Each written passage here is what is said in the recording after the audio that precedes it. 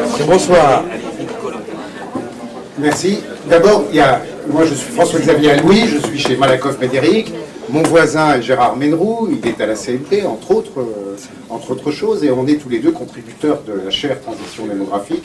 Et je crois que la première chose qu'on va dire, c'est de vous féliciter tous d'être restés jusqu'à ce soir, et de remercier et Jean-Hervé, qui est bien évidemment le titulaire de la chaire, mais aussi Isabelle Laudier, qui a été notre puissance invitante ici à la Caisse des dépôts, parce qu'au lieu d'un débat plein de componctions sur le vieillissement, la croissance à la Caisse des dépôts et consignations, je trouve qu'on a plutôt assisté à un happening digne du théâtre de l'Odéon à l'époque où André Masson commençait ses études, et sur d'autres sujets, ce qui finalement est assez sympathique.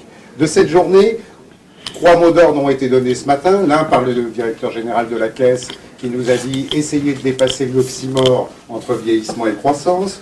Le deuxième était le délégué général de Malakoff Médéric, qui nous a dit « essayez, de définir un étage de solidarité, et puis de voir comment on peut créer de la valeur par la protection sociale ». Et le troisième mot d'ordre, c'était Jean-Hervé Lorenzi, qui a dit « tout ça doit bien évidemment baigner d'optimisme ».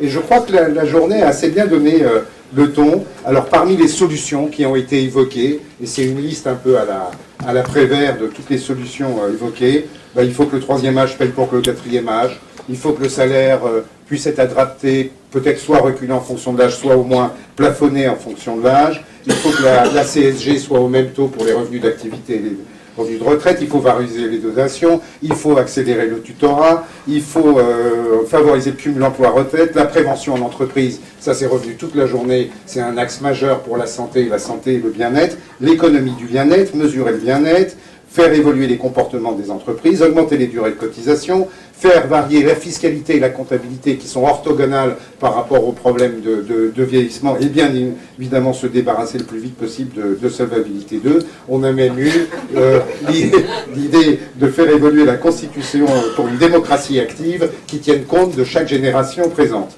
Parmi les faux problèmes évoqués, et ça c'est les faux problèmes qui ont été levés de cette journée. Et ça, c'est des vrais acquis, c'est des vrais résultats. Le premier, c'est qu'il est faux de penser que le vieillissement augmente les coûts de santé. Et ça a été brillamment démontré. On y est revenu, avec Brigitte Dormand et Françoise Forest. Il est faux de dire qu'il y a un problème de productivité du travail, en tout cas au sens macroéconomique du vieillissement. C'est-à-dire l'incidence du vieillissement sur la productivité du travail est très faible, même si on l'a bien vu dans le dernier débat, il y a un véritable sujet sur le taux d'occupation des seniors, qui a quand même singulièrement augmenté dans la période récente, nous a rappelé Jean-Michel Charpin.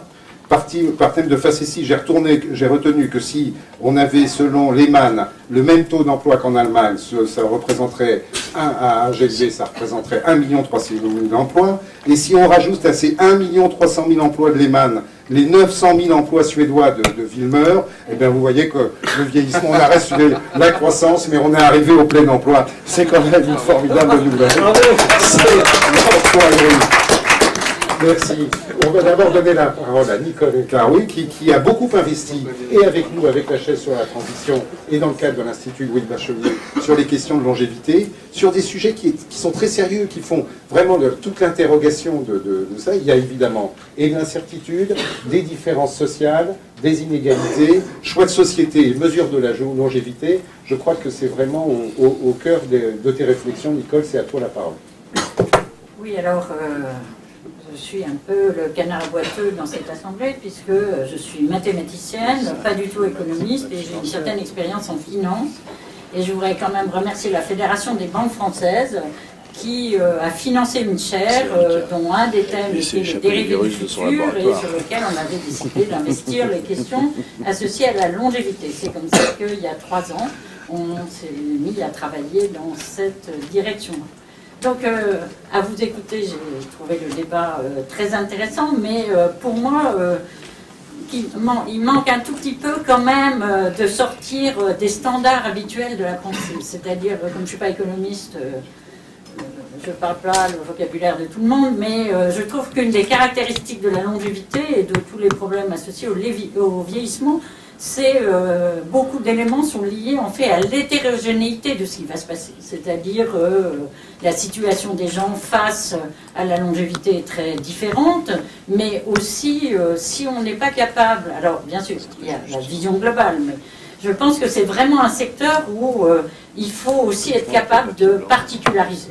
Et donc l'une des questions qui est assez standard, en fait, dans le monde de la finance et de l'assurance, en fait, c'était qu'on avait rencontré, c'était que pour avoir des données, de l'information fiable sur la longévité, l'évolution et des choses comme ça, il faut se baser sur des énormes populations, mais que, en général, dans un milieu donné ou pour un problème donné, les informations et la sous-population a des caractéristiques particulières qui vont faire que son évolution dans le temps va être éventuellement particulière. Et donc être capable de passer de ce qu'on appelle en finance analyser le risque de base, mais ce que rencontrent aussi beaucoup les compagnies d'assurance, c'est-à-dire passer à leur propre portefeuille d'assurés pour envisager les risques futurs et essayer de répondre à la demande de manière intéressante, c'est un des enjeux importants. Alors, moi, j'ai entendu 50% d'étudiants d'une classe d'âge. Bon, moi, je suis scientifique, je veux bien 60% de psychologues, mais si on ne va pas dans le sens de spécifier à peu près toute la demande et de mettre de l'argent là où il y a vraiment des besoins, enfin, un impact important. Bon, mais dans toute cette question, la capacité de se projeter un minimum dans le futur en regardant l'impact des décisions, non pas seulement dans les 5 ans qui viennent, mais éventuellement dans les 40 ans qui viennent, sur l'impact sur les générations, etc., c'est un enjeu qu'on trouve important, et donc c'est un peu dans cet esprit-là qu'on a essayé de réfléchir. Alors, je ne vais pas vous faire un petit cours de maths, je vais juste donner 3 ou 4 slides pour vous... Allô? Voilà. Donc, l'une des questions, c'est que même pour les matheux, il y a des problèmes de représentation, et une partie de ces problèmes, en fait, sont aussi assez similaires à des problèmes qu'on rencontre quand on s'intéresse à des problèmes écologiques et des choses comme ça. Donc, c'est essayer de mieux comprendre l'impact de la longévité, mais le niveau, comme je l'évoquais, auquel on se pose, c'est pas c'est pas une analyse complètement globale, c'est partir plutôt de l'information que nous donne toutes les infos qu'on peut récupérer, l'INSEE et des choses comme ça, et voir comment on peut s'en servir pour spécifier un certain nombre de choses. Alors, ça n'a pas de... Bon, enfin, ça, c'est pas très intéressant, mais... bon. Non, le point que... Bon, ça, c'est quels sont les problèmes qu'on rencontre quand on essaye de prédire la longévité. Bon, c'est pas du tout là-dessus que je veux rentrer, puis c'est plutôt les problèmes de l'INSEE, de beaucoup de gens comme ça, mais l'une des choses que je veux évoquer, c'est que, par exemple, il y a une très grande hétérogénéité. Si vous regardez l'ensemble des pays européens, eh ben, leur espérance de vie est extrêmement variable, et la différence entre les hommes et les femmes est également relativement différenciée. Mais si vous raffinez un tout petit peu les spécificités, évidemment, il y a un impact social qui est évident, mais il y a d'autres quantités, bon, le genre c'est bien connu, mais il y a des choses par exemple très importantes, c'est est-ce que vous êtes marié ou pas marié, donc messieurs mariez-vous, hein, c'est très bien pour vous. Surtout si vous avez plutôt 50 ou 60 ans. Et bon, il y a évidemment, sur ces questions-là, on n'a pas travaillé la dimension purement de santé. Alors, quel est l'un des problèmes? C'est celui-là, quoi. Il y a des grandes différences entre la mortalité nationale et toutes les infos qu'on a nationales et les problèmes qu'on a sur un portefeuille spécifique. Donc, est-ce qu'on peut prendre ça en compte? Donc, c'est pas nouveau, et en fait, l'INSEE, alors je vais dire tout ça, ça c'est juste pour vous dire qu'on sait un peu prédire la tendance suivant l'âge, la tendance moyenne suivant l'âge de l'évolution de la mortalité, mais il y a un effet qui va de pair, c'est quand on améliore l'information sur le trend, en fait, la volatilité augmente. Donc en fait, la qualité de ce qu'on obtient est toujours assez discutable.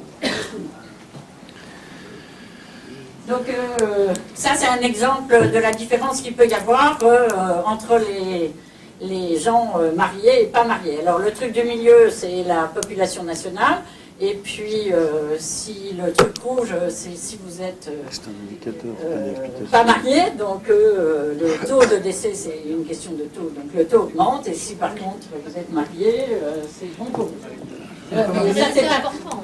C'est pas très intéressant de le voir à ce niveau-là, mais ce qui est intéressant, c'est de se dire que les choses bougent au cours du temps, par exemple, et que il faut être capable d'intégrer. Bon, nous, on a beaucoup regardé les choses à partir de 160 ans, parce qu'il y avait une motivation de l'assurance, mais en fait, vous pouvez commencer à l'âge que vous voulez. Et donc, ce qui est très important, c'est d'arriver à intégrer l'impact, l'évolution des individus au cours du temps, et donc indirectement l'impact d'un certain nombre de politiques et de choses comme ça. Donc l'INSEE fait ça très bien, avec ce qui s'appelle Destiny.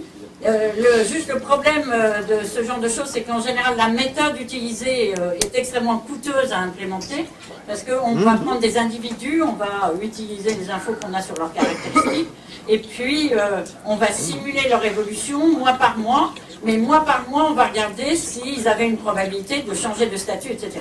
Et donc le résultat est compliqué, donc les méthodes plus nouvelles, mais qui ont un véritable enjeu, c'est de raisonner de la même façon, mais au lieu de regarder tous les individus mois par mois, c'est de mettre pas mal d'individus ensemble et de se dire on va tirer le moment où on va observer quelque chose dans la boîte des individus.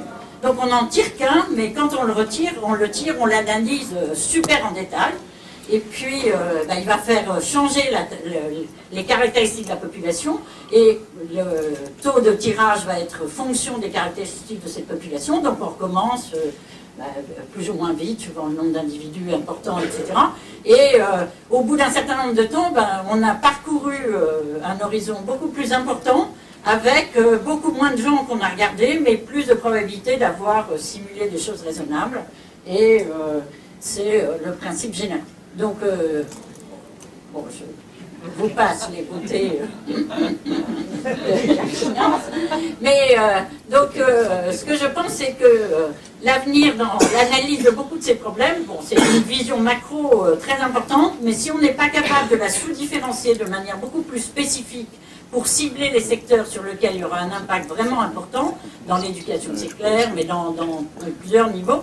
Mais ces secteurs-là, il ne faut pas le penser à 5 ans ou à 10 ans, il faut le passer à 40 ans ou à 50 ans. Alors, les simulations, ça ne donne jamais une bonne réponse de ce qui se passera en vrai, mais ça donne des idées de ce qui peut se passer qu'on n'aurait pas imaginé.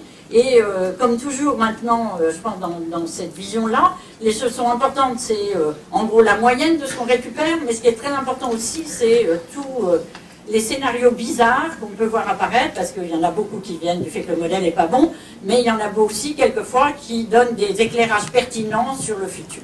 Et donc, ce que je souhaite, c'est qu'on garde quand même cette idée que l'hétérogénéité, c'est un élément majeur de l'analyse, et que c'est elle aussi qui peut sans doute rendre beaucoup plus efficace l'implémentation d'un certain nombre de stratégies, mais que pour ça, il faut s'appuyer sur des outils pertinents. Ça, c'est un essai, mais c'est juste pour dire que ça peut faire ça, d'approfondir ce genre de choses.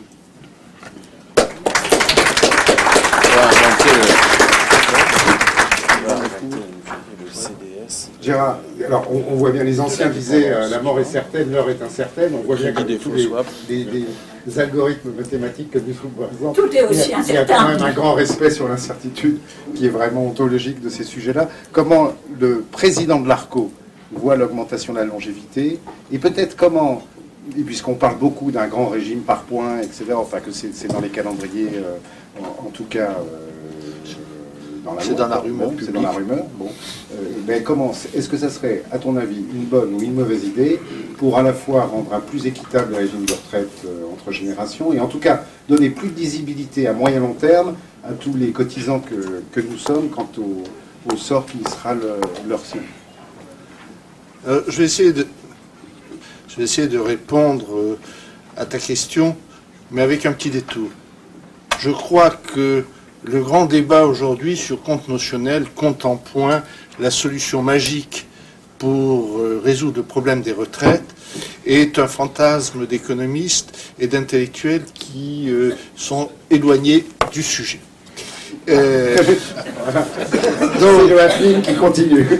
De manière claire, le changement de mode de constitution de la retraite n'est pas en soi quelque chose qui contribue au financement du système de retraite. Non, a priori. Par contre, un des points qu'a soulevé André Masson tout à l'heure et qui est important est la distinction qu'il faut faire entre ce qui relève de la solidarité, c'est-à-dire l'action que la société collectivement veut apporter aux plus faibles, à ceux qui ont été exposés à des aléas dans leur vie, dans leur carrière, et ce qui relève de la situation personnelle et de la démarche personnelle. Un chiffre qui est peu répandu dans tous les débats, c'est qu'aujourd'hui à la CNAV, 50% des prestations ne sont pas liées à une contribution fondée sur le salaire. C'est de la solidarité, à travers le minimum contributif, à travers un certain nombre. Donc déjà aujourd'hui, le système de base qui est fondé sur des annuités est un système qui est un système de solidarité pour l'essentiel et pas un système contributif. À l'inverse, les retraites complémentaires qui sont en point sont un système contributif à 80%. Il y a 20% de solidarité, essentiellement les avantages familiaux. Ce que l'on peut dire, c'est qu'il faut mieux distinguer dans l'architecture des systèmes ce qui relève de la solidarité et ce qui relève de l'effort contributif. Quand on dit les personnes n'ont pas de compte personnel, si en retraite complémentaire, elles ont un compte individuel où elles ont un nombre de points et elles ont l'information à travers les relevés annuels de points et à travers tout le système du GEP-Info Retraite qui pousse à travers Internet et par papier l'information. Donc, il faut bien distinguer ce qui relève du point, qui doit être en cotisation définie, qui doit être un système personnel. Après, nous aurons une question sur solidarité, mutualisation entre les générations, sur le rendement de ce système en cotisation définie. C'est un problème assurantiel classique. Et distinguer ce qui est de la solidarité. La solidarité doit être financée par la collectivité, c'est-à-dire par l'impôt. Il n'est pas normal que l'on mélange, comme on le fait aujourd'hui, le financement de la solidarité et le financement individuel sur le travail. Ceci contribue à complexifier le débat et à créer des circuits de comblement des déficits qui existent sur le régime général, qui relèvent de la tuyauterie et de l'imagination de Bercy, et c'est quelque chose qui ne facilite pas le débat. Donc, un système en point, oui, il existe, c'est les régimes complémentaires. La solidarité, c'est quelque chose qui ne relève pas d'un système individualisé et qui, lui, peut être fondé sur soit des annuités, soit des systèmes, systèmes que l'on veut, pour déterminer les droits que les périodes où les personnes ne travaillent pas leur permettent d'obtenir, lorsqu'elles ont cessé leur carrière professionnelle, obtenir un complément de revenus. Pour dire, vous avez été dans une période où vous n'avez pas pu cotiser, et donc la solidarité nationale compense. Il y a, dans un certain nombre de pays, une décision claire et explicite après débat sur le niveau de solidarité que l'on veut mettre dans le système. Ce débat n'a pas eu lieu en France. Et je suis au conseil de la CNAV et en même temps que l'ARCO, je trouve anormal que la dérive des réglementations successives, décidées par la puissance publique pour l'essentiel, dans le débat mensuel, ait amené un tel niveau de prise en compte de la solidarité dans ce système qui couvre aujourd'hui les 90 milliards sur 150 pour les personnes privées. Donc ça signifie qu'il y a 45 milliards qui relèvent de la solidarité dans le système aujourd'hui. Et le déficit est de 5. Ça signifie simplement que cette part solidarité n'est pas financée à son bon niveau par l'impôt et par la collectivité nationale. Je sais que les États l'État a ces problèmes, qu'il n'est pas forcément possible de trouver d'autres ressources. Mais dans ce cas-là, interrogeons-nous sur le niveau de solidarité que l'on veut mettre en œuvre. Ensuite, sur les systèmes individualisés, que sont les systèmes en points, quel est le niveau de mutualisation, et là je ne parle plus de solidarité, entre les générations que l'on veut mettre en place. Et là, cela peut être chaque génération a ses propres caractéristiques. C'est ce que l'on met derrière les comptes notionnels. Certaines générations pourraient voir leur taux de remplacement baisser, alors que d'autres, pour variation d'hypothèse, voir leur taux de remplacement augmenter. Ceci me semble aller à l'encontre de la lisibilité de ce que demandent les actifs sur le niveau de revenus auquel ils peuvent s'attendre, même s'il est différent de leur revenu d'activité, pendant la période de retraite. En effet, la période de retraite n'est plus la période courte qui sépare la fin d'activité et l'arrivée du décès. Je rappelle que lorsque on a créé le système, c'était 7 ans. Aujourd'hui, on est aux alentours de 20 ans. On est sur des ordres de grandeur fondamentalement différents. Je pense qu'il est nécessaire qu'il y ait une mutualisation entre générations, et c'est ce que permet le système en points tel qu'il est pratiqué dans les régimes complémentaires. À titre d'illustration, en 1990, le rapport de charge, c'est-à-dire les allocations sur les cotisations, était à 104% pour les régimes Agirc-Arrco. Les partenaires sociaux ont décidé d'adapter les conditions de valorisation des cotisations de telle manière que l'on s'adapte à l'allongement de la vie humaine pendant la retraite. Ça a permis d'accumuler des réserves, 1 an et demi à peu près de réserves aujourd'hui, qui permettent, alors qu'on est revenu à 104, c'était dans la même situation qu'en 1990, de prendre des mesures qui pourront produire des effets progressifs, c'est-à-dire acceptables pour les populations. Ce que demandent les gens, c'est de savoir quel sera leur niveau de remplacement, quel sera leur niveau de revenu. Il faut faire de l'information, il faut que les règles soient claires et qu'elles soient pérennes. Tout le monde dit que les systèmes sont compliqués. Pour les salariés du privé, ça n'est pas le cas. Pour tous ceux qui sont fonctionnaires, système des pensions, c'est un peu plus compliqué. Et je dirais que les 30, dont j'en ai enlevé 4, les 33 autres régimes qui existent en France contribuent à obscurcir le système. Depuis la Comédie Française à l'Opéra de Paris, 2 régimes spécifiques dont on peut se demander en quoi, même s'il y a des caractéristiques d'activité particulières pour ces personnes, elles ne sont pas dans un régime plus large permettant d'assurer une mutualisation. Quand on a 300 actifs, on ne crée pas un régime de retraite. Enfin, c'est quelque chose qui me choque profondément. Donc, sur l'ensemble de la retraite complémentaire, nous avons aujourd'hui un résultat à peu près équilibré. Nous avons jusqu'à l'année 2020 des résultats qui vont être déficitaires. Nous avons les réserves pour y faire face. Nous sommes en train de prendre les mesures d'adaptation, et la première mesure d'adaptation qui a été prise dans les accords du 18 mars a été de diminuer ce qui relève de la solidarité pour réserver le système à ce qui est contributif.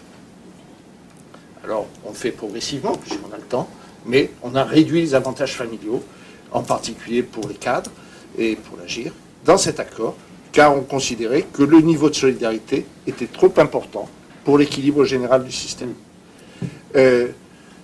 C'est vraiment ce débat sur la solidarité qu'il faut avoir dans notre société pour résoudre le problème des retraites. Et après, on a un compte en points individualisé, avec de l'information. Le GIP Info, vous avez tous reçu, ou beaucoup d'entre vous, sauf les plus jeunes, ont reçu leur enveloppe bleue avec leur relevé individuel de situation qui donne toute la carrière, ou pour les plus âgés, une estimation globale de leurs revenus, tout régime confondu. On sait qu'on a connecté l'ensemble des régimes et ça fonctionne. Et ceci va être en ligne à partir du 1er janvier pour tout le monde. Site jipinforetraite.org, vous trouverez toutes les informations. Sans publicité, il n'y a pas de... c'est gratuit. Donc, donner d'informations, donner de la visibilité, ne pas changer les règles tous les 6 mois. Et même si on peut considérer que sur le plan de l'équilibre accéléré, comme on l'a fait, comme on est en train de le faire, puisque ce n'est pas totalement voté, l'accélération du passage à 62 ans, on a une loi qui est passée en novembre 2010, il ne faut pas changer 9 mois après. Oui. Où il fallait aller à 63 ans, tout de suite, le dire clairement, ou dans ce cas-là, on y revient dans 3 ou 4 ans. Il faut avoir des règles stables, sinon les gens ne peuvent pas se préparer. Troisièmement, repousser l'âge de la retraite dans un système en points a l'avantage, pour ceux qui sont en emploi, d'augmenter le niveau des retraites. Merci beaucoup Gérard. Donc plus de clarté et essayer de bien différencier les objectifs de solidarité et de contribution commutative, enfin, entre les droits et les droits acquis. Peut-être on va donner 2 minutes la parole à André Masson, parce que moi j'ai une question. Ça fait des années qu'on t'entend, André, c'est brillant, c'est toujours passionnant et on l'a bien vu. Mais au fond, quelle est la question? Qu'est-ce que tu veux nous dire vraiment? Le sujet, c'est qu'est-ce que tu veux nous dire? Et c'est très amical, hein, il n'y a pas du tout, et c'est un peu provocateur, mais c'est d'où tu parles et que veux-tu nous dire? Et en particulier, la question qui me préoccupe, c'est, tu nous parles du viager partiel, qui est une idée intermédiaire, qui est une idée brillantissime, et comment tu conjugues ça avec cette incertitude actuelle sur la longévité, où les uns nous disent qu'on va vivre un siècle, d'autres nous disent qu'on va vivre 1000 ans, et les troisièmes nous disent mais non, on va tous être obèses et mourir dans très peu de temps. Donc comment tu rationalises ça en 2 mots? En 2 mots. Bon, c'est pas ce que j'avais préparé, mais la réponse en fait est du côté de la solidarité. Parce que la solidarité, c'est la gestion de l'incertitude. C'est effectivement des probabilités qui ne sont pas connues ou même pas mesurables. Et la seule manière qu'on a, c'est de se serrer les coudes ensemble. Ouais. Donc ça, c'est vraiment l'optique de la solidarité. Alors, par rapport à ce qu'a dit Gérard Ménérou, bon, lui, c'est le plus intéressant parce que c'est pratique à partir de notre système. Le problème de la solidarité, ça n'a pas été fait, mais on peut lui donner une vision beaucoup plus importante. C'est l'idée des liens. Je suis dépendant des autres, je ne peux pas m'en sortir tout seul. Donc on sort du contributif, on sort de la neutralité actuarielle, on sort de la transparence, de la liberté, etc. pour arriver à un système où en disant, s'il y a solidarité nationale, encore 1 minute, j'ai fini, s'il y a solidarité nationale, ça va aller, puisqu'on se serre les coudes et ce qui va m'arriver va dépendre de ce qui va arriver aux autres. Donc c'est un système effectivement qui peut autoriser une série de dérapages si jamais la solidarité, certains sont plus solidaires que d'autres. Bon, là, j'ai pas le temps d'en dire plus. Non, mais on va y revenir très vite. Bonsoir, Madame la Ministre, nous sommes très honorés de vous accueillir. Vous n'êtes pas dans un traquenard, mais dans un débat extrêmement vif qui dure depuis 8h30 du matin et qui nous fait réfléchir sur les chances des perspectives de croissance et du vieillissement. Alors, vous qui êtes aux affaires, comme on dit dans les pièces, quelle est votre impression personnelle sur ce sujet, vieillissement et croissance? C'est ça, vieillissement et croissance. Est-ce que vous y voyez une contradiction majeure ou est-ce que vous voyez une chance pour l'action publique dans les années qui viennent? On n'a pas le temps d'en souvenir. La question, c'est est-ce qu'on a le choix, quoi. Enfin, juste là. Vous voyez, on n'a pas le choix, ça fait partie des... Et, enfin, sans vouloir fâcher personne, mais les choix se resserrent, quand même. Oui. On les voit au jour le jour, tous les matins, en regardant des spreads et en regardant la situation, et puis on les regarde de manière plus globale, en observant les tendances, si je peux dire, de notre système de protection sociale de manière générale, qui se trouve percuté par 2 phénomènes, 2 injonctions paradoxales. La première, c'est faite avec une société qui vieillit, débrouillez-vous avec ça. est faite avec une restriction de sa capacité de financement traditionnelle. Donc, cette espèce d'effet de ciseau, comme ça, qui s'impose à nous, fait que le seul chemin, la voie troisième, si je puis dire, c'est l'imagination collective. Alors, l'imagination collective dans le déterminant, qui est la fidélité au modèle social et la fidélité à l'esprit de la sécurité sociale. Mais en acceptant, évidemment, de remettre sur le métier les fameux déterminants. Les déterminants sont en particulier la nature des risques que notre système de sécurité sociale doit prendre en compte. Écoutez, c'est tout à fait l'esprit de la journée, puisqu'alors c'était très rafraîchissant, malgré le thème du vieillissement, puisqu'on n'a pas parlé pas une seule fois du spread vis-à-vis de l'Allemagne ou de l'Autriche ou de Hong Kong, on n'a pas parlé du poids de la dette et aucune de ces catégories-là, et on a vraiment été dans l'imagination, voire l'imagination collective. Vous vouliez peut-être intervenir, faire un complément d'intervention sur ce sujet ou... Je ne sais pas, moi je vous suis, enfin comme vous voulez... C'est une table ronde, c'est beaucoup plus sympathique si vous participez à la table ronde, plutôt qu'un discours solennel, ça vous fait très plaisir. J'ai aussi des antisèches. Je vais peut-être demander à... Oui, moi aussi j'en ai. On va laisser André Masson réfléchir au socle de solidarité, qui était quand même l'injonction de ce matin, hein, et demander à Edouard Arkwright, qui est le stratège de la Caisse des dépôts. Alors, stratège de la Caisse des dépôts, ça c'est quelque chose. C'est un poste shakespearien presque chez Edouard Arkwright. Et comment la Caisse des dépôts pense sa stratégie dans une société vieillissante et en termes de croissance, évidemment. Bon, alors quand ça commence comme ça, c'est un piège. Hein. Écoutez, merci beaucoup. Moi, je vois juste que le seul sujet sur lequel on réunit toutes les filiales d'un groupe multimétier totalement diversifié et dont une des filiales est représentée à cette table à la Caisse des dépôts, la seule fois où on n'a aucun problème pour faire venir tout le monde, lorsqu'on parle de vieillissement. Oui. Et donc, en 5 ans à la Caisse des dépôts, moi je remarque que les seules réunions où il ne faut pas faire de la relance téléphonique, c'est lorsqu'on dit, eh ben, on voudrait parler des conséquences du vieillissement sur vos métiers. Et là, vous voyez débarquer la filiale touristique qui vient vous expliquer que ça permet d'élargir l'offre au-delà des vacances scolaires, la filiale qui s'occupe de patrimoine immobilier parce que leur sujet, c'est de regarder dans quelle mesure leur patrimoine, ils vont l'adapter en fonction de l'évolution. Enfin, je ne vous fais pas la description de toutes les filiales du groupe, mais ça m'a énormément frappé. Donc le stratège, en fait, il est confronté immédiatement à une question extrêmement opérationnelle de tous les gens qui sont autour de la table, qui est de dire, moi, dans mon métier, qu'est-ce que vous me donnez comme hypothèse, qu'est-ce que vous me donnez comme trajectoire, qu'est-ce que vous me donnez comme éléments exogènes qui vont me permettre de faire mes business plans, mes PMT, etc. Alors, comme on est incapable de répondre à cette question parce qu'on ne vous avait pas encore réuni et qu'on n'avait pas encore eu la journée d'aujourd'hui, et puis qu'on n'a pas fini nos travaux avec la chaire et avec le cycle de nos séminaires, en fait, on en arrive à notre deuxième point qui est que ce sujet amène à stimuler considérablement la capacité d'innovation des gens que vous réunissez autour de la table. Et là, vous avez des sujets extrêmement opérationnels. Premièrement, cette maison, elle est là pour répondre à une demande et essayer d'être utile dans des territoires. Et lorsqu'on pose la question aux gens en dehors du 56 rue de Lille qui a la chance de vous accueillir, ils disent, nous, notre première question qu'on nous adresse, c'est comment je fais pour proposer de l'hébergement à un certain nombre de personnes qui ont des problématiques de revenus.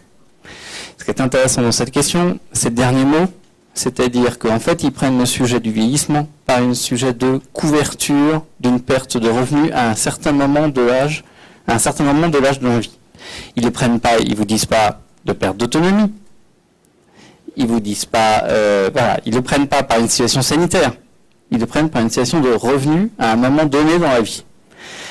Ce qui est un sujet qu'on partage avec Gérard. Donc ça, c'est intéressant pour nous parce que du coup, on va partir du revenu que peut payer une personne à un moment de sa vie, et donc ça nous amène, si jamais on a l'occasion dans la table ronde d'y revenir, à travailler sur un modèle de foncière, Augustin Dromagnon en a parlé en introduction, qu'on appelle CDC Génération, qui est un modèle de foncière dans lequel on dit, ben voilà, les personnes qu'aujourd'hui ont du mal à se loger à un certain âge, elles peuvent payer entre 60 et 70 euros par jour, pardon, je suis très concret, là, je redescends des sujets très opérationnels, 60 à 70 euros par jour dans certaines régions de la France, 70 à 90 peut-être en Ile-de-France ou dans des endroits plus privilégiés, et donc on va bâtir le modèle de notre foncière à partir de cette capacité contributive de la personne.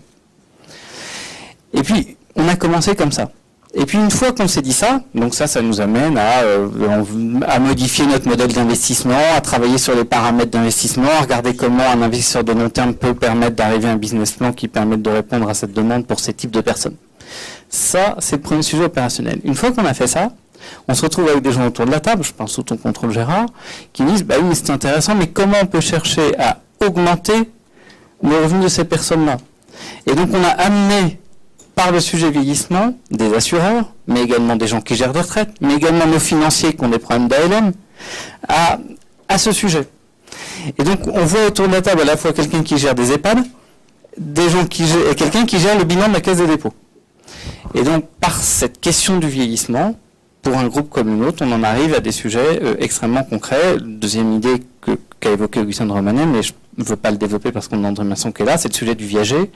Pour nous qui avons des compétences assurantielles, des compétences immobilières, des compétences financières et un horizon de long terme, on se dit que c'est quand même dommage de ne pas arriver à profiter de cette situation du patrimoine, comment faire en sorte que ce patrimoine constitué par des gens pendant toute une période de vie active soit mieux utilisé pour couvrir cette perte de revenus à un moment de la vie que j'évoquais tout à l'heure. Donc on aura l'occasion peut-être de creuser ces différents sujets. Moi la table ronde c'était un choix de société, point d'interrogation.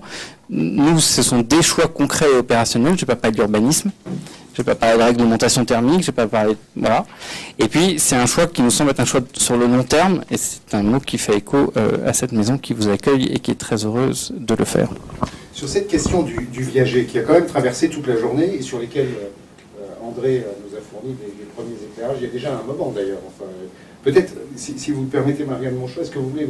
Quel est votre sentiment sur le viager? Est-ce qu'il y a des projets qui tournent autour du viager, de favoriser le viager, et c'est vraiment très lié à un choix de société. Enfin, on voit bien en quoi c'est la transmission rapide des patrimoines vers les plus jeunes pour leur permettre de créer des entreprises, etc. sont des choses extrêmement importantes. Enfin, on a l'impression de patrimoines qui sont figés sur des générations de plus en plus vieilles et qui empêchent la croissance. Enfin, moi, je suis particulièrement intéressée sur ce sujet dès lors qu'on l'aborde de manière différente, c'est-à-dire dès lors qu'on l'aborde comment dirais-je, de façon beaucoup plus systémique et de manière beaucoup plus sécure pour les personnes, parce qu'on a une culture du viager qui aujourd'hui date et qui ne correspond absolument pas à l'enjeu. Mais ça m'intéresse parce que précisément ça touche du doigt l'une des clés de l'évolution du système, qui est effectivement l'évolution de la notion du chez-soi du fait du vieillissement. La question qui est posée à nos compatriotes qui prennent de l'âge, c'est de savoir comment ils vont pouvoir trouver un nouveau chez-soi ou un chez-soi approprié à leur situation de vieillissement pour maintenir leur capacité à vivre autonome dans un environnement qui va être approprié. Et dès lors, l'idée qu'on puisse swapper, si vous me passez l'expression, le logement ordinaire, le logement habituel, le logement historique, et obtenir la capacité de financement du logement cible, c'est-à-dire ce logement de l'autonomie et ce logement du projet dans le vieillissement, c'est naturellement quelque chose qui intéresse la puissance publique et qui peut faire l'objet d'un soutien par le gouvernement. Mais vous le voyez, dès lors que les enjeux sont bien identifiés à partir d'un repositionnement du risque vieillissement. Attention sur ces sujets, en tout cas c'est la recommandation que je me fais à moi-même, à ne pas entrer par l'approche strictement opératoire dans le projet. Ce que nous devons construire, ce que nous devons aborder, c'est précisément toute la mise en place d'un système éminemment préventif de la perte d'autonomie et collectivement préventif de la perte d'autonomie, parce que toute année d'autonomie gagnée pour nos compatriotes qui prennent de l'âge est une année de bonheur pour eux, vie autonome, mais c'est également une année de bonheur pour les finances publiques. Et c'est un des rares sujets que je connaisse où l'on peut à coup sûr faire le pari que ce qui est bien pour nos compatriotes est bien en même temps pour les finances publiques. Je les recommande, ces sujets-là, nous les aimons. Mais c'est la vérité. Simplement, il faut, comme dirait l'autre, changer de paradigme. Hein. C'est-à-dire que ça n'est plus le même modèle. Ouais. Ça n'est pas la polarisation du choix entre le tout domicile, celui d'avant, le vieux domicile qu'on aménage pour ne pas tomber dans sa baignoire, et le tout EHPAD. Hospitalo-centré, hein, sanitariste, modèle coûteux, modèle inefficace. Moi, j'ai jamais rencontré personne qui m'ait dit j'ai un plan pour mes vieux jours, je vais aller en EHPAD. Enfin, ça n'existe pas. Ça n'existe pas. Ouais. attention à ces, comment dirais-je, ces représentations collectives qui sont dérivées du système actuel, qui sont infructueuses et qui sont terriblement onéreuses. Nous avons, dans la remise en question de notre système, la capacité à le solvabiliser. En particulier dès lors qu'on se tourne vers l'hôpital, Françoise Forette, et dès lors qu'on va regarder l'hospitalisation indue des personnes âgées. Moi, j'ai une calculette qui me dit que 3 millions de journées d'hospitalisation indue à 700 € jour, ça fait une marge de manœuvre de financement et une capacité de réallocation stratégique pour faire autre chose que de l'hospitalisation indue. Oui. Peut-être André, 2 minutes là-dessus, parce que toi tu portes une idée qui est assez extraordinaire, qui s'appelle le viager intermédiaire partiel. Oui, le VIP, c'était pour que le viager soit moins quelque chose de vieux jeu, etc. Bon, donc l'idée, on le voit bien donc, dans les modèles, même théorie de rationalité des épargnants, c'est ce que chercheraient les épargnants, mais rendre une partie de leur logement liquide tout en restant dans le logement. Alors, c'est qu'une partie du logement, parce que si c'est tout le logement, à ce moment-là, il y a une attaque de la famille, puisque c'est spolier les enfants de l'héritage attendu. Donc l'idée, c'est qu'on ferait qu'un tiers, et ça c'est une critique qui date de Mirabeau déjà. Mirabeau dénonçait déjà l'égoïsme des rentiers viagers au moment de la Révolution en 93-94. C'est une question personnelle. Oui, mais autrement, si vous voulez, l'idée, c'est de faire que ces 2 enfants, je fais un tiers seulement en viager. Ce qui fait que la banque ou l'assureur devient mon 3e enfant. C'est mignon, hein. Et donc, dans ces cas-là, je ne spolie pas mes enfants. Je n'ai pas les phénomènes d'aléa moral. Je maintiens mon logement en état, puisque normalement, une grande partie ira à mes enfants. Et donc, dans ces cas-là, ça ne sert pas. Alors, parce que François Xavier a parlé de lui plutôt de transmission. Madame, vous allez parler plutôt de dépendance. Le viager, ça peut servir, y compris pour une rente viagère, pour la dépendance ou pour la transmission. La rente, c'est intéressant, puisque si vous n'avez pas assez de revenus pour vos vieux jours, s'il faut compter sur vos enfants, et vos enfants, ça va les tuer, l'aide financière. L'aide financière, ça ne marche pas. L'aide d'antan et tout ça, mais pas l'aide financière. Donc, la rente viagère est utile. La dépendance, c'est peut-être le plus facile à faire, puisqu'on a quand même une idée de la longueur où on va rester en dépendance, même si elle varie beaucoup. Et le 3e emploi, je le pousse au bout. Vous avez uniquement un bouquet, pour un tiers de votre logement, et vous le donnez directement à vos enfants. Transmission. Vous accélérez la transmission, puisque la partie de logement devenue liquide passe directement à vos enfants. Seulement au moment de l'héritage, quand vos enfants ont 55-60 ans, qui seront vieux, ça ne sert plus à rien, ils savent qu'ils auront un 3e héritier qui sera la banque. Super, merci André. Jean-Marie Le Guen, on vous connaît, vous êtes député de Paris, vous travaillez beaucoup sur les questions de santé qui vous passionnent, vous avez une force de proposition extraordinaire en matière d'organisation de la santé. On dit même que vous seriez peut-être un jour ministre de la Santé, ou pas, comme disent les filles, peut-être ou pas.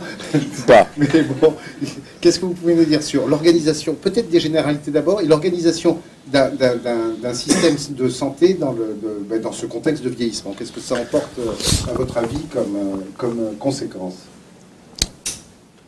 Merci d'abord de cette initiative, et on voit bien qu'à travers ce que j'ai pu entendre de ce qui a été rapporté de cette journée, des questions qui déjà reviennent et fusent dans cette table ronde, on voit combien en fait ces questions du vieillissement sont en train de bouleverser complètement les donnes essentielles qui sont celles de notre société. Alors évidemment la problématique des retraites, et on voit bien la profondeur du sujet, mais en vous écoutant à l'instant, je me disais quand même que alors que je partage tout à fait ce qui a été dit, y compris par Marianne Monchamp, je me disais, mais comment est-il possible à ce moment-là de continuer à projeter dans l'image de nos concitoyens qu'ils ont tous vocation, pour leur retraite, justement, à devenir propriétaires de leur logement, au moment même où nous allons dire, pour des raisons à la fois de patrimoine et aussi pour des raisons médicales, qu'il faut absolument qu'ils changent, et pour des raisons sociales, qu'ils changent de logement, puisqu'il leur faut un logement adapté, qui sera vraisemblablement beaucoup plus en centre-ville, et où ils n'auront pas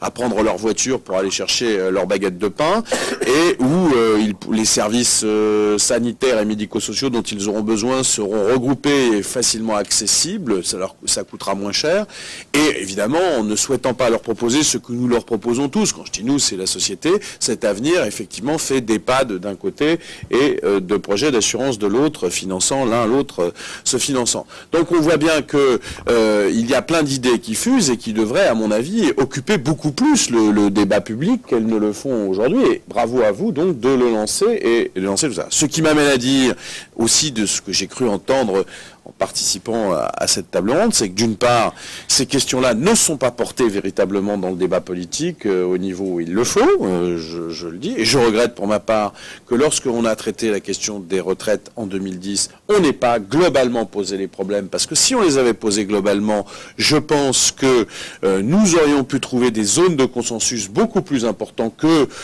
une articulation précise sur une question financière, qui par ailleurs, à travers ce que vous me dites, ne semble pas pour le moins réglé. Donc nous avons au moins l'espoir, puisqu'il faut être positif, eh bien nous avons tout ce chantier dont nous avons parlé devant nous et non pas derrière nous. Alors, pour en venir à la santé, qui est une dimension tout à fait essentielle, je pense, de ce débat, moi je me situerais effectivement dans des idées et dans une vision essentiellement optimiste.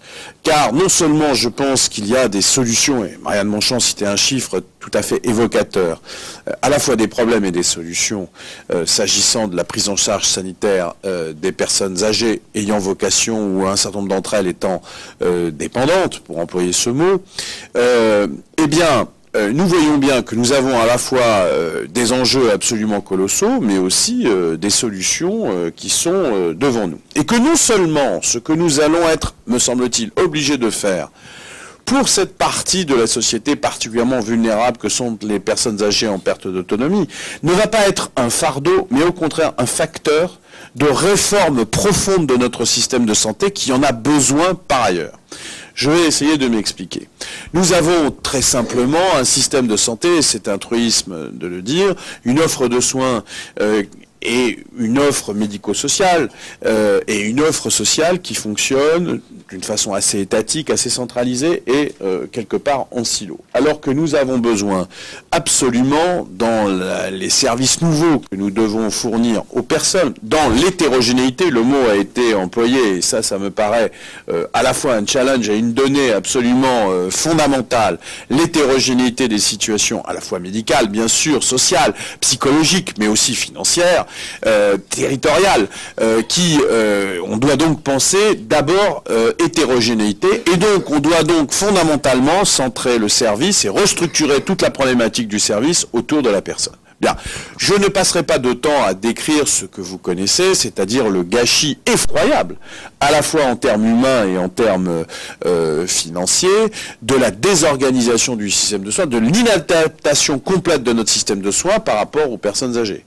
Le fait que l'on retrouve dans les urgences des hôpitaux plus de 20% de personnes qui sont des personnes âgées en situation de fragilité, qui n'ont absolument rien à y faire et qui y sont naturellement, quelle que soit la qualité des personnels présents dans ces urgences, naturellement maltraités, ensuite aiguillés éventuellement vers des services hospitaliers pour lesquels, là, la plupart du temps, même si on a fait des progrès en dédiant des services de gériatrie aiguë, en tout cas dans certains hôpitaux, en tout cas ceux que je connais, y compris notamment dans la région parisienne, mais au-delà de ça, on voit bien qu'il y a des lits occupés, Madame la ministre le rappelait à l'instant, de façon inappropriée, tout simplement parce qu'on ne sait pas réintroduire. Donc nous avons des problèmes d'amont et nous avons des problèmes d'aval qui sont absolument considérables. Et donc, si l'on veut un jour réformer l'hôpital, le diminuer, le muscler, pour le diminuer son volume, mais le muscler dans sa partie, dans sa fonctionnalité de haute technologie et de haut savoir, il faut évidemment traiter la médecine ambulatoire et donc organiser d'une façon évidemment territoriale autour de la personne une prise en charge. Alors on a parlé de coordination, pour l'instant on coordonne des administrations, il s'agit de coordonner ou plus exactement d'intégrer des services autour de la personne, c'est ça l'enjeu, c'est l'enjeu de cette révolution. Et quand on aura fait ça pour les personnes âgées, non seulement on aura gagné de la qualité de soins et une productivité et de l'argent d'une façon très simple. chiffres avancés, en évitant par ailleurs la surmédicalisation pharmaceutique et autres, mais passons sur ces aspects-là des choses. On aura gagné des procédures que nous pourrons appliquer après à ce qui représente aujourd'hui 60% de la dépense de santé. Ce sont les affections longue durée, qui recoupent pour partie les personnes dont je viens de parler, mais pas totalement, et pour lesquelles il nous faudra, d'un certain point de vue, agir comme nous le faisons autour de la personne âgée, c'est-à-dire organiser notre système de soins autour du malade chronique complexe, et non pas autour des services organisés entre ville, hôpital, sanitaire, médico-social, social. Donc tout ça doit être regroupé, territorialisé, intégré, et à partir de là, on aura changé très fondamentalement notre approche des choses, et je pense que nous aurons trouvé des solutions qui sont extrêmement positives. Et le deuxième versant de cette révolution que nous devons mener, et à laquelle nous serons de toute façon contraints devant la crise sanitaire, parce que ce système sanitaire tel qu'il est organisé, la crise démographique médicale étant ce qu'elle est, il ne peut plus produire la quantité de soins dans la forme d'organisation actuelle.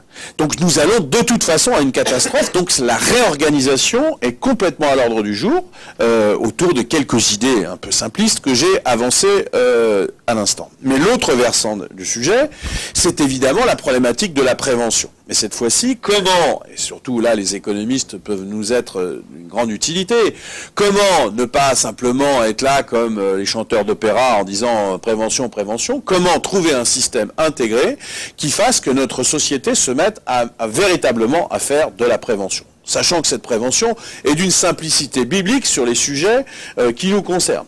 Hein, puisque c'est autour essentiellement de l'obésité, de l'hypertension artérielle, bref, en gros, de l'alimentation, de quelques addictions et de la problématique du poids, donc de l'activité, etc., que nous pouvons concentrer 80% de la prévention sur aussi bien Alzheimer, les mortalités prématurées du cancer, etc. Je ne fais pas la liste de toutes les pathologies qui sont regroupées autour de ces éléments fédérateurs. Donc comment faire pour, certes, avoir une société plus précautionneuse en matière de santé en général, au passage, il faudrait aussi qu'on s'intéresse aux enfants, pas simplement à la vieillesse, je dis ça parce que là je pense qu'il y a aussi une économie de l'enfance à remettre en place, ce qui générerait d'ailleurs un véritable contrat de génération dans cette société si nous étions capables de faire aussi un certain nombre de choses sur l'enfance, de la même façon que nous sommes en train de le poser sur la question du vieillissement.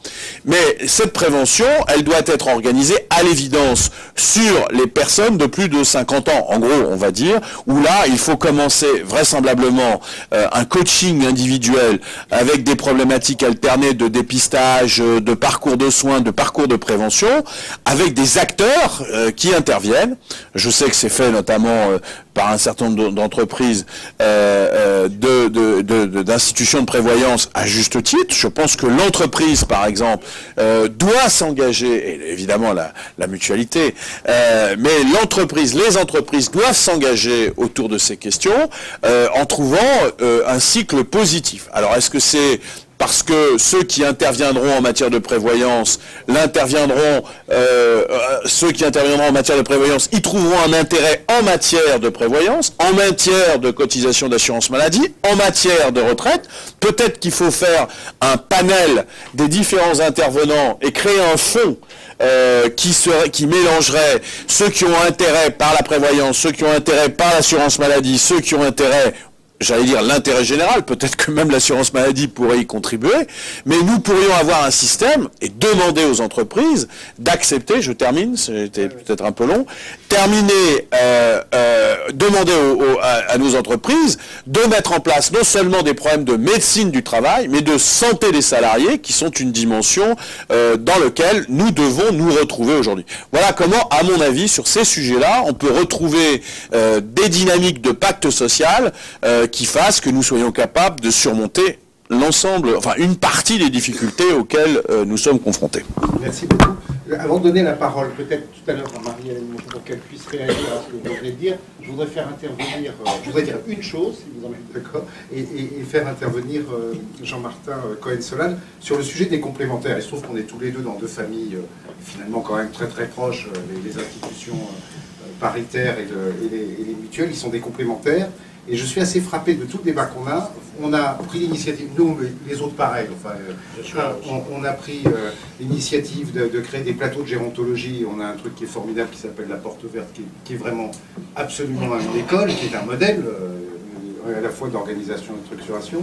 On s'occupe de distribuer de l'assurance complémentaire santé avec les CEPA, mais notamment dans le 93, dans le 9.3. Et c'est dirigé sur quoi? Sur la prévention de l'obésité chez l'enfant. Donc c'est des sujets qui sont tout à fait au cœur. Et deuxièmement, il ne nous a pas échappé que les comportements ont changé et qu'aujourd'hui, les gens, les publics en général, attendent des entreprises d'être des acteurs en matière de prévention et des entreprises au sens large, l'entreprise, les collectivités, etc.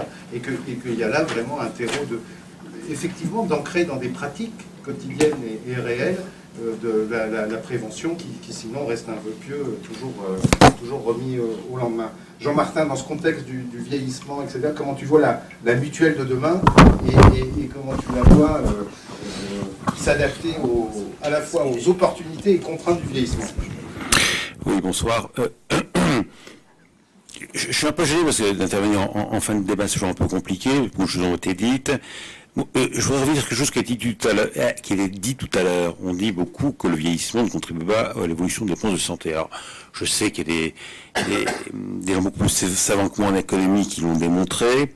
Je sais que Brigitte Dormont l'a dit ce matin, je l'ai vu à mon bureau avant de venir ici. Moi, j'avoue que je suis pas totalement convaincu quand même.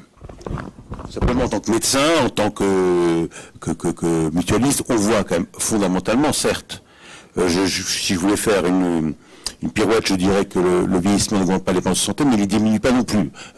On voit quand même quand on vieillit, il y a plus de pathologies, on a des pathologies plus lourdes, et que globalement, l'évolution, le vieillissement de la population fait qu'il y a des pathologies qui ne seraient pas sur lui, qui surviennent. Bon.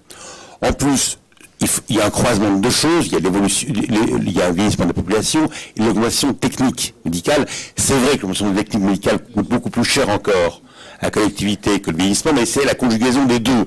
Alors, bon, mais je veux revenir là-dessus parce qu'on disait ça, et il y a un tout petit peu de bon sens. C'est clair que pour le commun des mortels, plus on vit vieux, plus on a de chances d'avoir des pathologies associées notamment, et donc c'est une réalité des choses. C'est quoi une complémentaire demain, parce que les mutuelles sont avant tout des complémentaires santé, c'est les plus importantes des complémentaires santé, et aujourd'hui elles sont devenues de plus en plus importantes. Pourquoi? Parce qu'il y a un désengagement de fait, l'assurance maladie obligatoire, et donc un transfert des charges d'assurance obligatoire vers les complémentaires, parce que simplement il y a des problèmes de dette publique, de dette sociale, et donc une façon de faire payer les soins aujourd'hui, c'est de transférer les dépenses complémentaires qui sont devenues des quasi-prélèvements obligatoires. Et il y avait un titre dans le journal ce matin qui disait ce sont des assurances complémentaires mais quasiment obligatoires. C'est-à-dire qu'aujourd'hui, pour accéder aux soins, en ville notamment, il faut avoir une complémentaire santé, une mutuelle ou autre chose, une mutuelle, je vous propose plutôt une mutuelle d'ailleurs, parce que je suis là pour ça, parce que 50% des dépenses de ville ne sont pas prises en charge par la Sécu. Mais moi je voudrais venir sur deux points importants. Contrairement à ce qui est dit souvent, premièrement, les gens qui ont une affection de longue durée, pris en charge 100%, dépensent aussi beaucoup, ont besoin aussi d'une complémentaire. Le reste à charge des gens qui sont en affection de longue durée, plus importante des gens qui ne sont pas en affection de longue durée, donc ils ont besoin aussi d'une complémentaire, contrairement à ce qu'il y a d'habitude. Et les complémentaires interviennent de plus en plus à l'hôpital aujourd'hui, notamment parce qu'il y a des forfaits qui augmentent de façon très importante, des dépassements d'honoraires qui sont plus importants, et des champs particuliers, y compris la paix de Paris, ce qui fait que le coût pour un Français aujourd'hui, s'il n'a pas de complémentaire, est extrêmement lourd, il ne peut plus le supporter. Donc les complémentaires sont devenus obligatoires et indispensables pour accéder aux soins, où que ce soit. Donc c'est une grande nouveauté, et plus on vieillit, plus on en a besoin. Donc, comment s'organiser pour l'avenir? Nous pensons que les Français ont tous droit à une complémentaire santé solidaire. Moi, je retiens ce que disait tout à l'heure Marianne Monchamp, je partage. Il y a un pacte social basé sur la solidarité en France. Et nous pensons que si nous devons agir en complément de la sécurité sociale pour nous, ce pacte social, on doit le faire aussi de façon solidaire et dans le but de mutualisation et non pas en rupture. Qu'est-ce qui se passe? Aujourd'hui, on voit bien là. Je reviens à mon histoire du début en disant le vieillissement n'augmente pas les coûts de santé. On remarque quand même que on n'a pas le droit de faire de sélection du risque aujourd'hui dans ce qu'on appelle les contrats responsables en matière de complémentaire santé. Par contre, on a le droit de faire des cotisations en fonction de l'âge.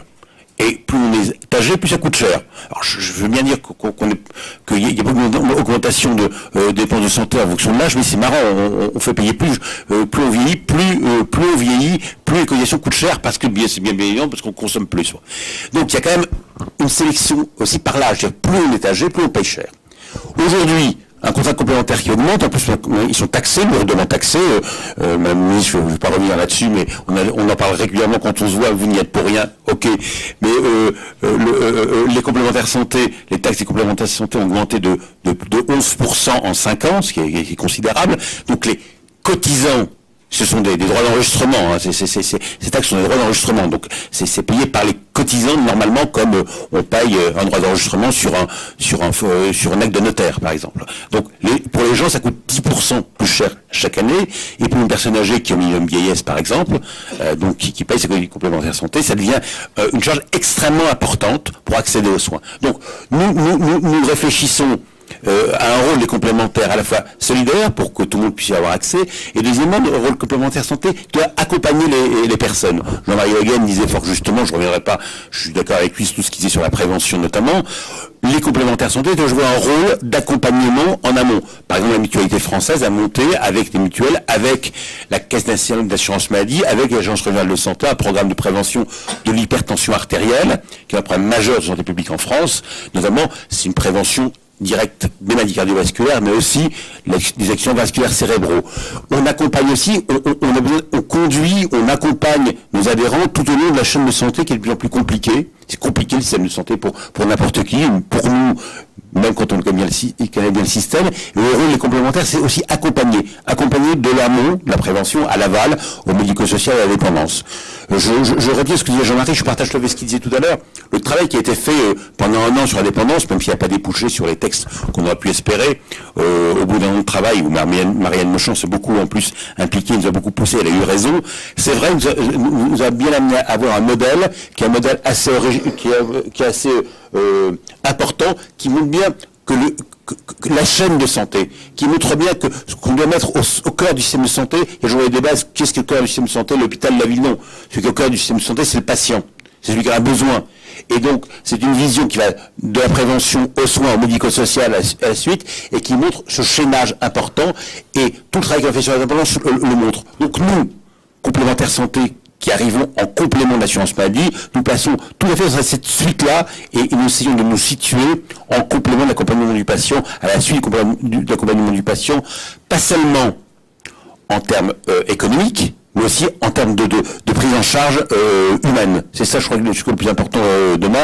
Voilà, en gros, ce qu'on peut dire, une complémentaire santé demain, si elle veut être efficace, elle doit s'adapter aux besoins de demain. Et on voit le problème de vieillissement, c'est à tous les niveaux. On a des expérimentations formidables de prévention du vieillissement. Et on voit en plus, ce qui est très marrant, ce qui est très intéressant en matière de prévention, c'est que la prévention du vieillissement agit beaucoup plus rapidement que d'autres types de prévention primaire. C'est-à-dire que la prévention bucco-dentaire a donné des résultats formidables. Moi, je m'occupe de prévention depuis maintenant, Jean-Marie le sait, de 35 ou 40 ans, je ne sais plus. On a démarré sur le programme de prévention bucco-dentaire dans les années 70. On en voit les résultats aujourd'hui. Il y a des améliorations absolument formidables. Mais ça met du temps. En matière de dépendance, la prévention donne des effets extrêmement rapides, extrêmement efficaces et visibles, et très payants en termes non seulement économiques, mais surtout en termes de bien-être. Merci beaucoup, Jean-Martin. Peut-être Marianne. Merci. Marianne Mochon, si vous aviez la gentillesse de réagir à tout ce qui est dit sur ces débats et enjeux de demain. Avec plaisir. D'abord, plein de choses que nous partageons, parce que nous voyons beaucoup, nous travaillons beaucoup ensemble. Mais si vous acceptez, j'ai envie de pousser le modèle encore un peu au-delà des frontières, du simple cercle de craie du système soignant qui soigne. Oui. Parce que l'un des défis demain, ça a été dit par Jean-Marie Le Guen, commenté ensuite par Jean-Martin Cohen-Solal, mais c'est que la question de la santé, dans la France d'après 2011, enfin dans les 10 ans qui viennent, c'est la question de la chronicité. Bien sûr. Il y a l'aigu, et j'ai envie de dire, on peut optimiser, on peut améliorer, on peut faire que la recherche translationnelle percute mieux l'aigu, mais tout notre défi, c'est la chronicité.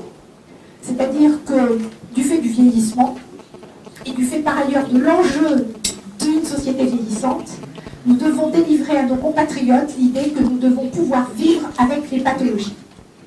Et l'idée de vivre avec les pathologies, ça veut dire quoi? Vivre avec des cancers, vivre avec des maladies cardiovasculaires et vivre avec des maladies psychiatriques.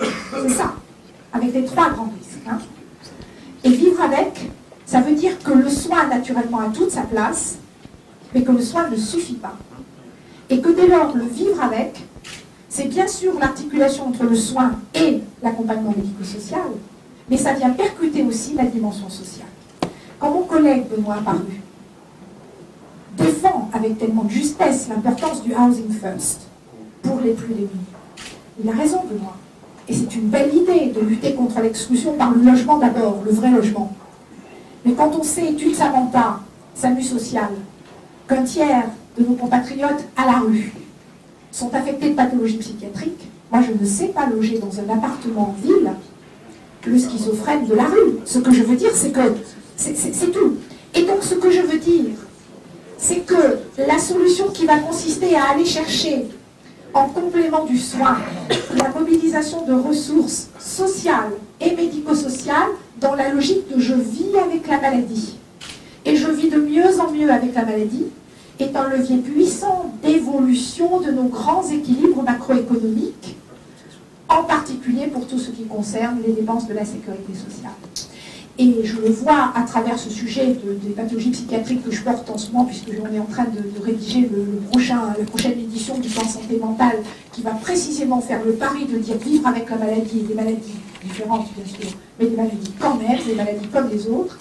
La question du vieillissement, c'est exactement la même chose, et la particularité, Jean-Marie Le Gouaillon, c'est que quand on est capable de défendre l'idée que les maladies chroniques, celles dont nous saurons nous occuper demain, parce qu'on fait le pari de vivre avec elle comporte par le vivre avec la dimension beaucoup plus sophistiquée de la prévention, ralentisseur de l'évolution de la pathologie, alors quelque part on change de braquet, alors on change cette base de la solidarité nationale, parce que le malade contribue mieux, parce qu'il est pleinement citoyen et qu'il participe pleinement à la croissance, il n'est pas considéré dans sa pathologie, il est considéré dans sa capacité de participation.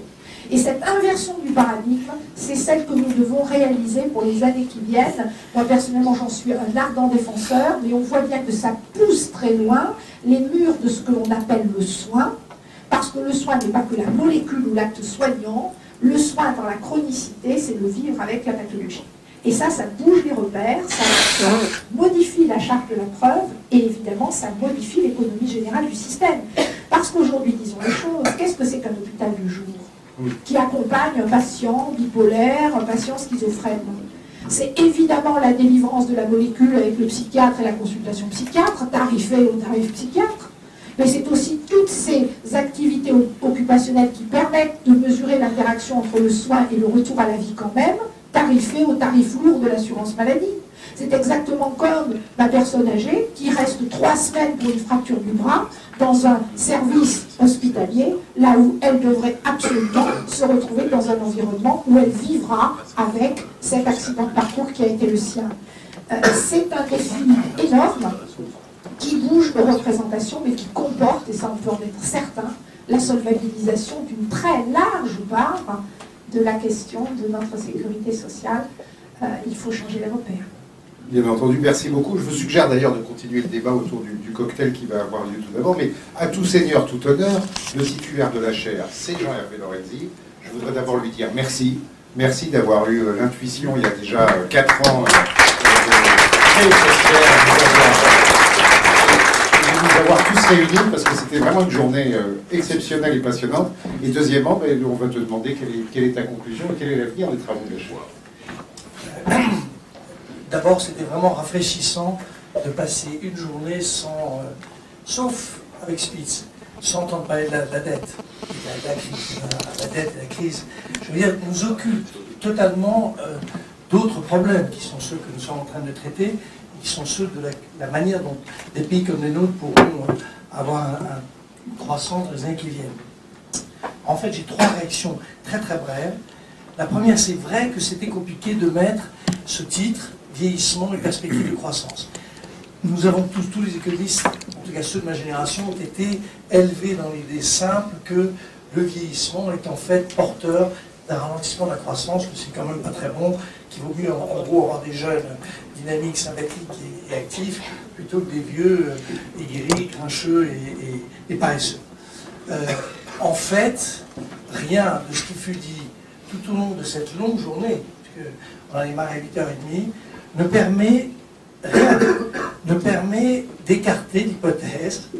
Je vais être très prudent dans ce que je dis, mais rien ne permet d'écarter l'hypothèse que le vieillissement puisse être une source de croissance.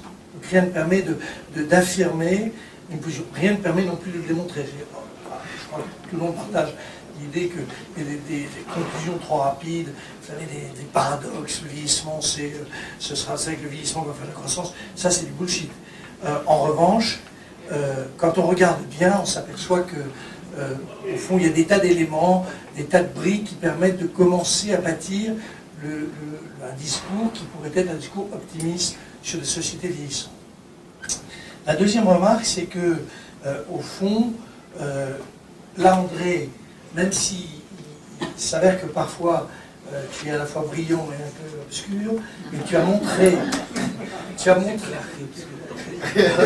obscure clarté, mais tu nous as montré une voie qui est au fond très importante. Je me souviens t'avoir dit avec la chaire, tu vas voir que tes idées vont sortir, pas uniquement le viager, d'abord il faudra vraiment changer de nom, mais cette idée qu'au fond, cette approche du vieillissement, c'est une approche qui est une approche absolument majeure. On peut regarder la société française à travers l'impact qu'aura le choc démographique. On peut le voir sur à peu près tous les sujets et dans sa cohérence. Et toi, tu appelles ça les différents systèmes de protection sociale. Moi, j'appelle ça trajectoire macroéconomique, peu importe. Enfin, non, je dis nous appelons ça trajectoire macroéconomique, mais l'idée de base, c'est qu'au fond, il faut que nous traitions, lorsqu'on reparlera des affaires de retraite, il faut qu'on puisse traiter les thèmes qui sont les thèmes à la fois de formation continue, les thèmes d'aménagement du territoire. Enfin, en gros, il faut quand même avoir une vision cohérente, complète, systémique des systèmes. Et tu as, je crois, trois approches du système de protection sociale. Coup de chance, la chaire, dans laquelle tu as la gentillesse d'apporter ton concours, a aussi trois scénarios. Enfin, il y en a un qu'on rejette, celui au fil de l'eau, évidemment, c'est la catastrophe. Et puis il y en a trois qui sont les jeunes, les vieux et les vieux au boulot, pour résumer, avec des titres un peu plus stimulants. En gros, il faut quand même qu'on arrive à les qualifier. Dernière remarque, enfin avant-dernière, on a vu aujourd'hui que ces trois scénarios sont pertinents, mais il faut vraiment mieux les qualifier. C'est qu'il y a vraiment beaucoup de travail à faire, et le travail qu'on fait avec la Caisse des dépôts tout au long de l'année est très utile. On va vraiment essayer d'enrichir, parce que nos scénarios sont encore un peu frustres, je dirais. Moi, j'ai une préférence, je l'ai exprimé tout à l'heure. C'est celle où on bosse un peu plus, mais, hein, comme toi aussi. Voilà, donc c'est parfait. Dernier sujet, je voudrais, avant qu'on aille boire un coup, remercier d'abord la Caisse des dépôts et Isabelle Laudier et Didier Jancy qui nous accueillent et qui, au fond, nous aident à formaliser cette démarche. Enfin, c'est vrai que la Caisse est vraiment très partie prenante de cette opération. Pour la chaire, je voudrais vraiment remercier l'ensemble des gens qui ont participé à cette affaire, mais évidemment, Hélène Juan, directeur scientifique, a beaucoup développé et permis ce projet avec beaucoup de méthodes. Enfin, là aussi, on progresse. Enfin, moi, je suis un insatisfait permanent, donc c'est comme ça que, enfin, c'est un peu mieux. C'est très bon. Qui a permis que cette affaire se passe aussi bien. Et puis alors franchement, on a quand même visé juste, tu es gentil, c'est bon, c'est évidemment très collectif. On a cette journée à montrer que le vieillissement, qui est a priori un sujet moyennement stimulant, sexy, on a quand même réussi à rester enfermé dans cette salle obscure, peu aérée, une dizaine d'heures sur l'ensemble des sujets, avec un débat incroyable et avec une espèce d'intérêt permanent de plus de 100 personnes permanentes que vont tourner. Moi, je n'ai jamais vu ça. Donc ça veut dire que le vieillissement, c'est vraiment un sujet. C'est vrai que le sujet, en anglais, on dit aging, en tchèque, je crois que tu connais bien. En russe, il faut trouver un titre plus sexy. C'est vrai que c'est un moyen, dans le débat qui va avoir lieu politique dans les mois qui viennent, c'est clair que c'est une grille de lecture qui nous donne des degrés de liberté. J'en prends un seul, il a été évoqué à plusieurs reprises, mais je le répète, les 20% de plus de 60 ans touchent 20% du PIB. Si on va devenir 30%, on ne sera peut-être pas tous là, mais en tout cas statistiquement, il y aura bien 30%. Ils vont piquer normalement 30%, c'est intenable. Et donc, il y a un débat de politique économique qui ouvre des perspectives, qui ouvre des degrés de liberté, c'est où je fais les transferts publics. Il n'y a pas besoin. On a l'impression que tout est bouclé dans la société française. C'est pas vrai. C'est pas vrai. Il n'y a pas besoin de dramatiser comme l'a fait tout à l'heure le discours de Bernard Spitz en disant les jeunes, etc. Le conflit de génération. On peut traiter le sujet normalement sans drame, mais c'est un vrai sujet de politique économique. Et donc, dès qu'on parle de politique économique, on parle de coût à boire. Et le coût à boire, c'est... Merci à tous.